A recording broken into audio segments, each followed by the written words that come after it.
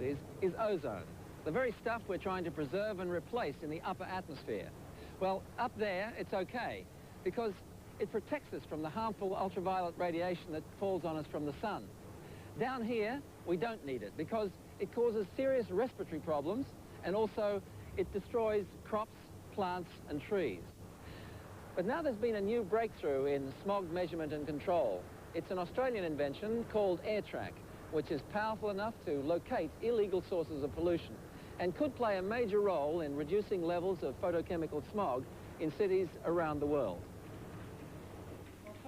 This is the nerve centre of Melbourne's Environmental Protection Authority, or EPA, which analyses information collected from 9 field stations in and around the city.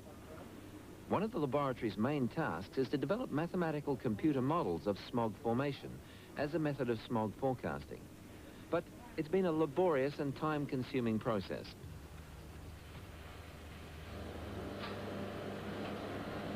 This is a fairly typical air pollution monitoring setup. There are instruments here to measure ozone levels, nitrogen oxides, hydrocarbons, and haze, or the visibility. But although this system, and variations of which are in operation all around the world, produces a wealth of detailed information, it's all but impossible to get a clear picture of the dynamics of smog production in a given area. It requires, for example, hundreds of simultaneous differential equations relating to an equal number of chemical reactions to get anything like a picture of what's happening over a large city like Melbourne at a given time. And that's where AirTrack comes in. AirTrack's revolutionary capabilities can best be described as being able to measure all important smog-forming characteristics from a single sample of air in 45 seconds, predict the future course of smog formation for that parcel of air as it's swept away from the monitoring station, and, most importantly, determine the age of smog, which means that, with information of wind strength and trajectories over previous hours, the location of the source of pollutant emissions can be determined.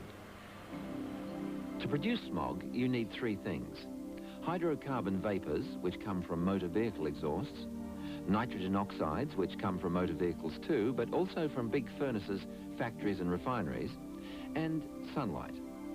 The hydrocarbons act as a sort of catalyst to the complex reaction that sunlight causes in the nitrogen oxides, reducing their levels, but creating at the same time quantities of ozone, which becomes the photochemical smog.